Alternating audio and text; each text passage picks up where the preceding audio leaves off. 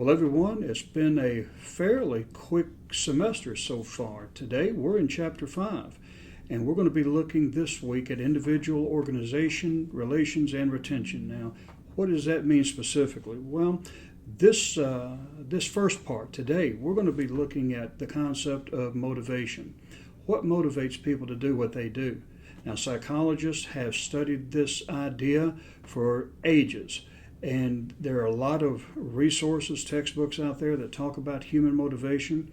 Our concern is motivating people for the workplace. How do you get people to produce, especially in the absence of maybe money and tangible external things that can cost the company money?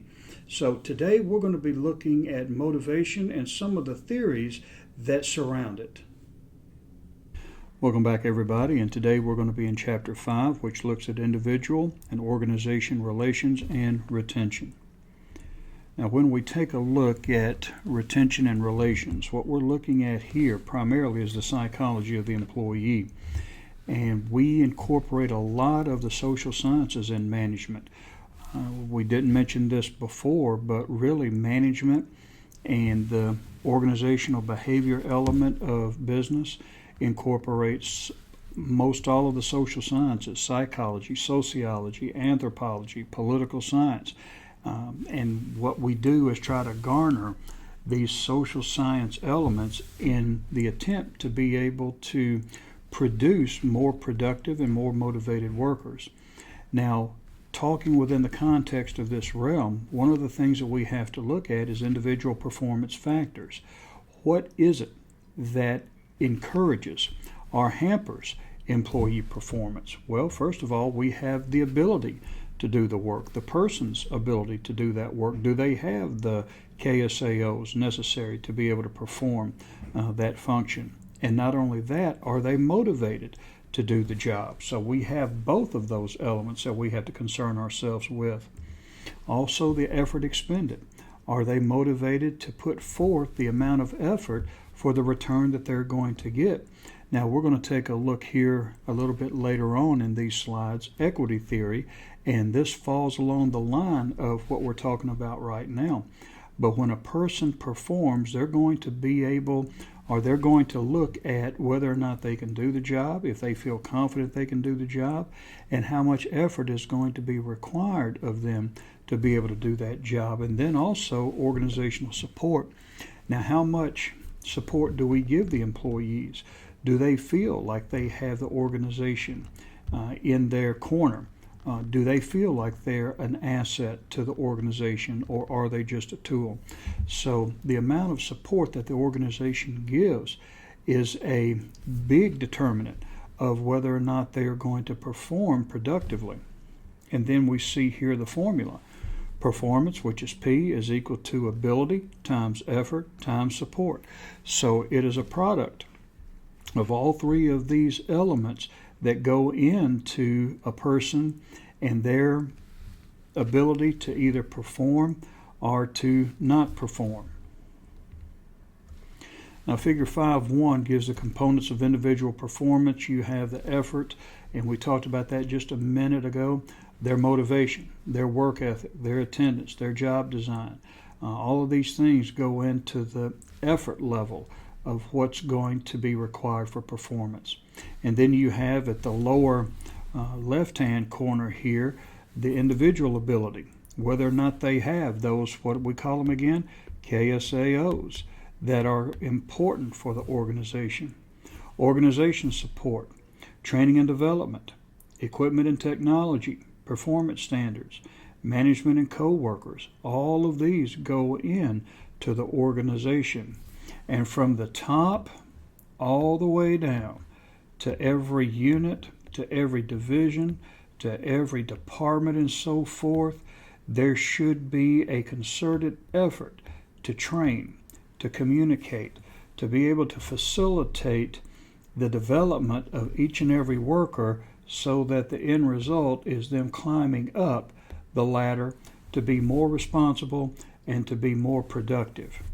And then you have individual performance, and that's the sum of all of this: the effort, the individual ability, organizational support. all of that culminates into the person's performance, and that includes quantity of work done, but not just the quantity, also, what do we see? The quality of the work done. Now, individual motivation. Here's where we get into more of the psychology of the worker. And individual motivation, first of all, is defined as the desire that exists within a person that causes that individual to act. You're motivated by many things. In fact, you being in this class, you being enrolled in school is a result of your motivation to get a degree. Now, have you ever considered seriously why you're getting a degree? Are you doing it for a better position at work? Are you doing it for a better paycheck? Are you doing it so that you can serve God better and be more knowledgeable and well-rounded as a minister of godly things and so forth? All of these things come into play when you're looking at motivation, and not everybody is motivated by the same thing. I'm motivated by certain things that keep me going, and you're motivated by certain things also. But when we look at motivation, we have to just realize that if a person's not motivated, they're not going to do anything. So one of our jobs now as effective leaders is to be able to find out what motivates people and apply that motivation to the person so they'll perform. Now, there are approaches to understanding motivation. First of all, there's need theory. And here's what we see with need theory, that until the more basic needs are adequately met, a person will not fully strive to meet higher needs. And what we go back here to is a guy named Maslow. And Maslow had what he calls the hierarchy of needs. And we're going to look at that here in just a minute. We have a diagram of that. But this is Maslow's theory that we have needs that have to be met. And as each need is met, we can move forward in looking at higher order needs that he would call higher order needs. But we'll discuss that here in just a minute. Also, we have two-factor theory, and this is by a guy named Hertzberg. And Hertzberg assumes that one group of factors, which he calls motivators, accounts for individual motivation. Now, what Hertzberg said, and he calls this the two-factor theory, as you see here. There are two factors that have to be present in an organization. One is the hygiene factor. Now, the hygiene factors can cause dissatisfaction with work.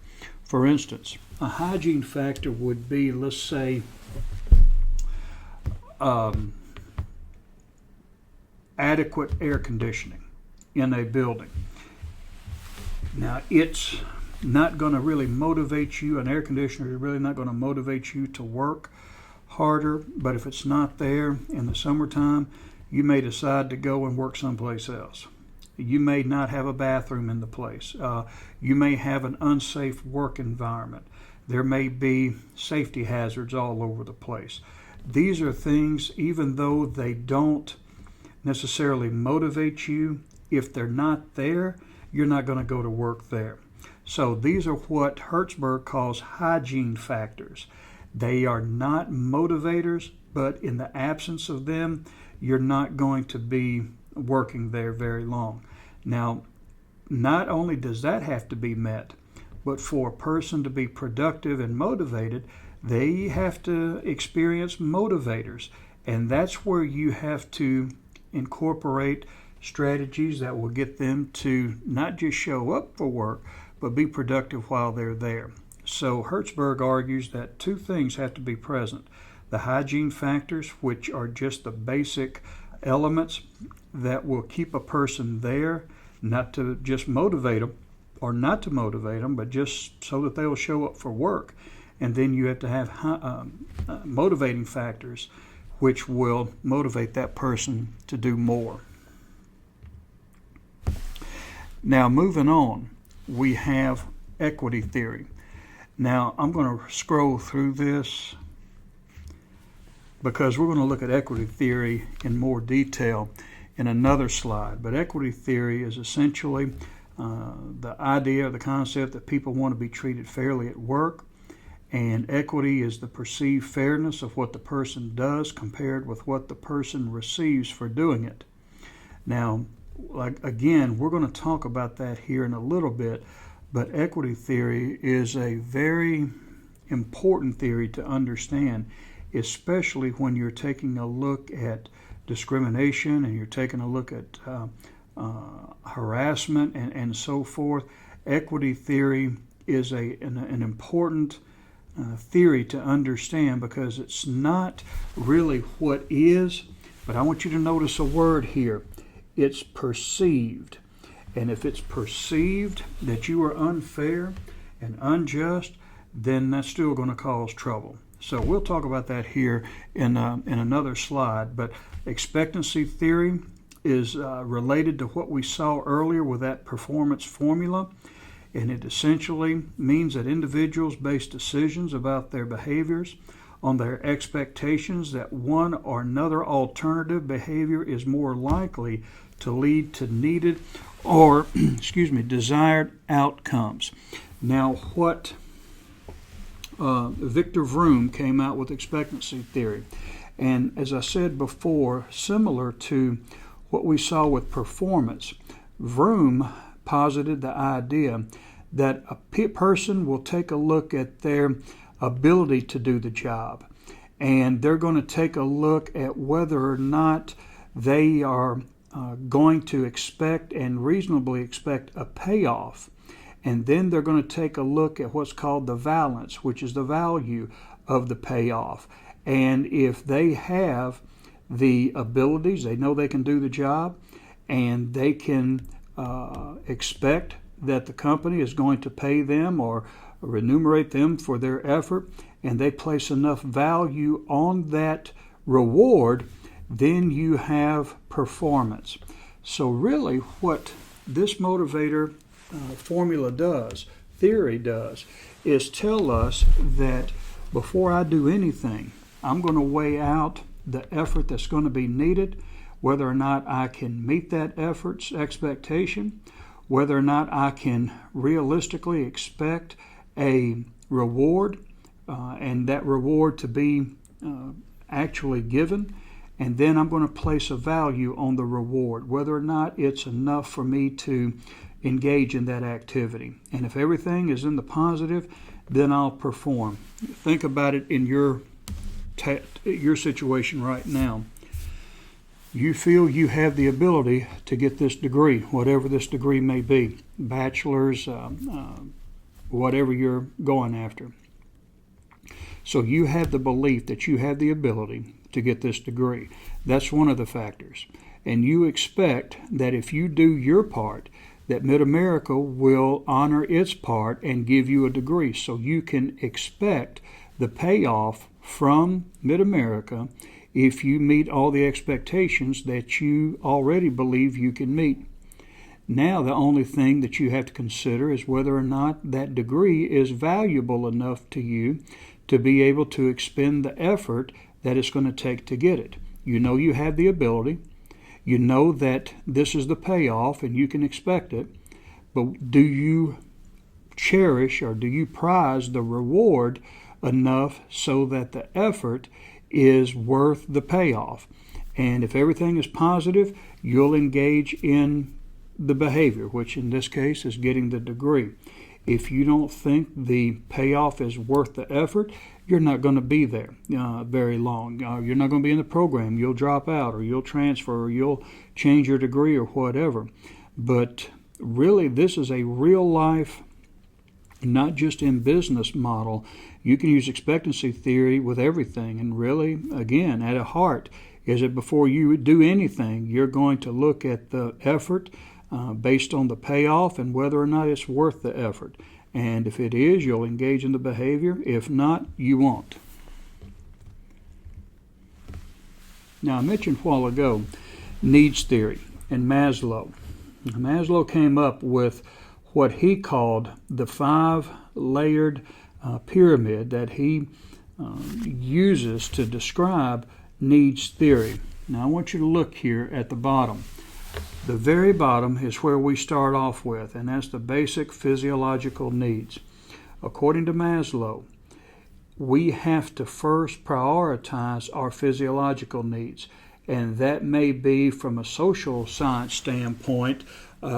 We have to clothe ourselves, feed ourselves, reproduce. In order to survive, we have to engage in those basic activities that will meet our physiological needs. Now, once those needs are met fully, then we can move on to number 2, which is safety and security. And that is maybe a better house or a safer neighborhood or whatever. But once our basic survival needs are met, we can move on to being able to secure ourselves to be safer in a hostile environment. Now, once those 2 basic needs are met, then we can move on to more relational issues, which is belonging and love. And this is the 3rd step. You've probably heard that saying, one of man's most basic needs is to love and to be loved. Well, this is what Maslow is saying here. By the 3rd stage, you need to belong. And you're now looking not to survive now because those needs are met, but to be able to affiliate with other people and to be able to commune and be a part of a community, to be accepted. Now, when you're trying to eat and trying to survive, none of that stuff matters to you at that point because you're looking at just satisfying those basic needs which demand your full attention. But as those needs are met, you can move on to the relational aspects of your needs. Now, self-esteem, and that's to feel good about yourself and others. This is where you start feeding the self and you start to develop the self more. You've got all these other 3 marked off. Now you can start looking at feeling and accomplishing things that will give you a better sense of purpose and make you feel more of a well-rounded individual. And then finally, at the top, we see self-actualization. And this is when you have fully arrived. There is nothing else you can do. You have reached the pinnacle. And that's what most people strive for. Now, the argument from a social science standpoint is that we all go through these 4 stages, but rarely has anyone ever self-actualized. From a social standpoint, when you've reached your best, there's no other room for improvement. That's when you have self-actualized. Now, how many have perfected themselves? How many have really self-actualized? No one that I've ever heard of, and no one that Maslow has ever heard of. But we still strive to meet these demands towards this self-actualization. Now, some of the New Age religions call this nirvana, and this is a state of bliss where you are in commune with nature and everything. So that would be an example of self-actualization. A lot of people strive for it, but again, I don't know of anybody who has actually attained it. Now, let's go to a practical business side of this model. The first 3 here you see involves hygiene factors, and these are the, first of all, working conditions. If you remember Hertzberg, this has to be first and foremost. If you're not meeting a physiological need of your employers, or your employees, they're not going to work. They're going to leave you. Secondly, you have to make sure that you are providing supervision, that you are providing enough guidance so that they can work and be productive. But one thing too, at the basic need here that's important, salary. Is your compensation package enough to meet the person's physiological needs? Now, moving on to 3rd, belonging and love. This is where you start interacting with people and you are developing a sense of community here. Your culture is developing and you feel like you're a part of something. Now, when we get up here to esteem and self-actualization, here's where we see the motivators. Now, Hertzberg says down here the first 3 are hygiene factors. Now, this is a different model. Don't confuse this with Hertzberg's 2-factor theory. This is Maslow's model. They're just, with this slide, incorporating Hertzberg's into Maslow's pyramid. but they would indicate that the top two tiers is what Hertzberg would call motivators. And this is achievement and recognition and responsibility and advancement and so forth. So a couple of things about this theory that you need to understand. First of all, Maslow was a stage theorist. So you see each one of these going in progression. 1, 2, 3, 4, and 5. Now, according to Maslow, this bottom pyramid, you see how wide it is. It's wider here than it is up here. So there are more physiological needs that you have to tend to than you do up here at the self-actualization need. And as you go up, the scope gets smaller. Now, another thing too, since this is the bottom and most basic need, and since Maslow was a stage theorist, you have to completely satisfy this level before you can move on to this level. If there is unresolved issues here, then you really can't move up to number 2. For instance, you may have working conditions that are good, but what if your salary is substandard? What if you can't keep the lights on? What if you can't pay for groceries and so forth? It makes no difference at this point what the working conditions are. You can't eat and you can't survive. So you're not going to be able to move up and to stay with the organization. So all of these needs have to be met, whatever they may be. And this is just a small example in the hygiene factor section of all of the physiological needs that need to be met. But once they are met, then you can move up to safety and security. And the same principle applies. Everything has to be accomplished here before you can move up to belonging and love. So Maslow would say you can't jump prematurely up the stages, and you can't also skip any. You have to go one by one by one by one by one in order to be able to fully develop and satisfy all the needs that are really pertinent to you and that organization. Now let's go back to equity theory.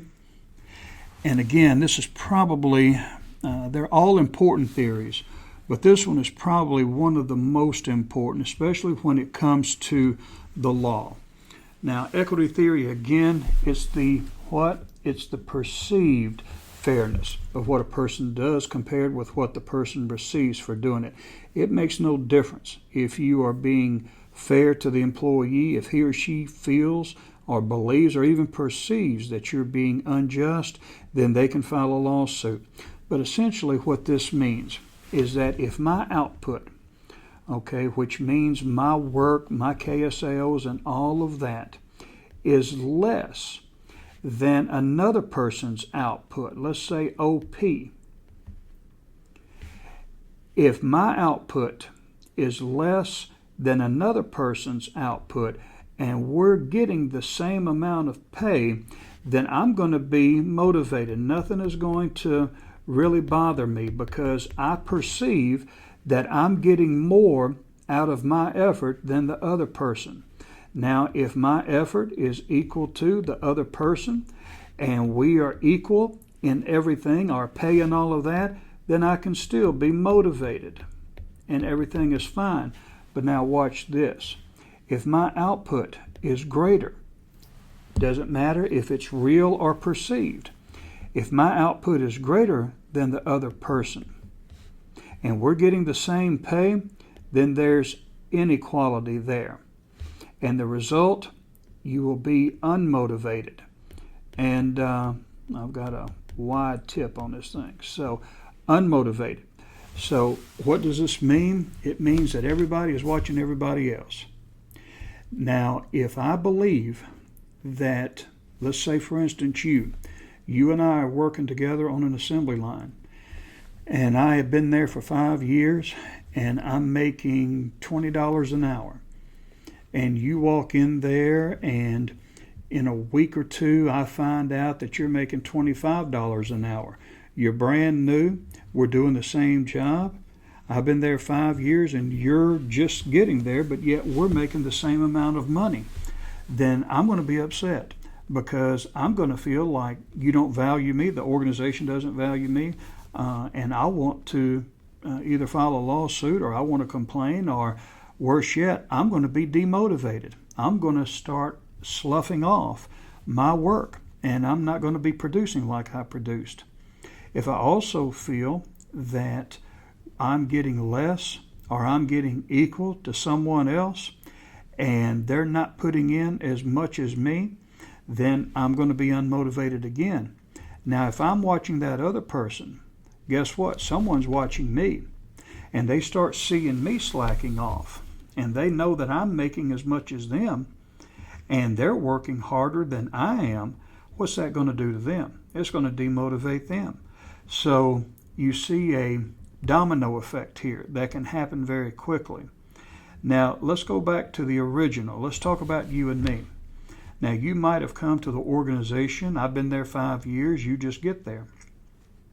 And I'm taking a look at you getting $5 more an hour than me. I'm upset.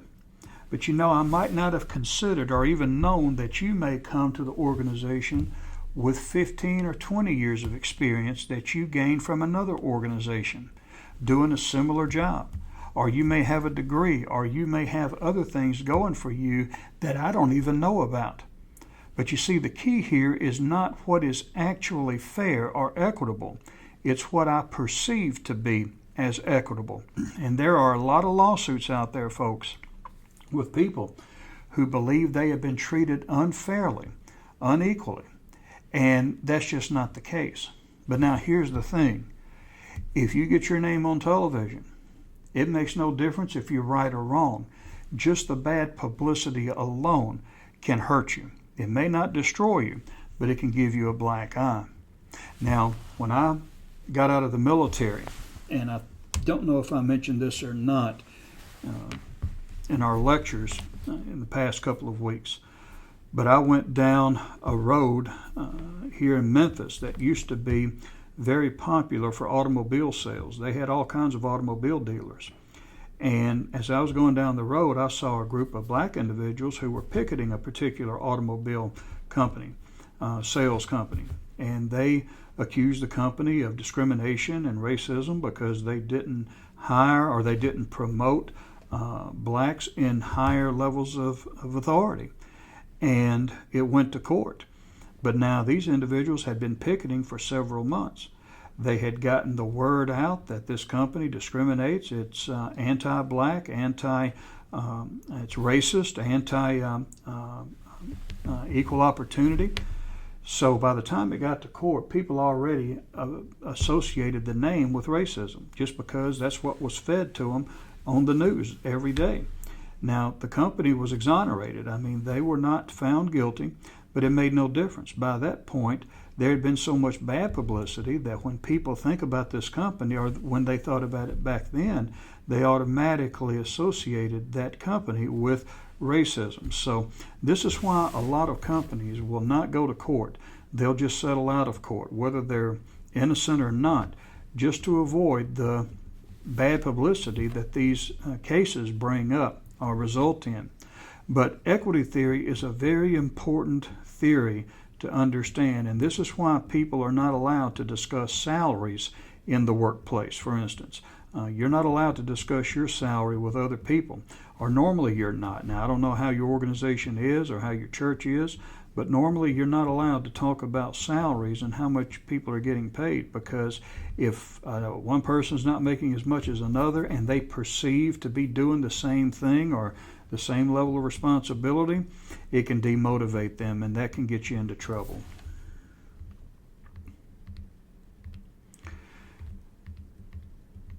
Now, expectancy theory, again, we talked about that. You have the effort, and whether you believe the effort will result in the reward that you're looking for, and then you have the value of that reward.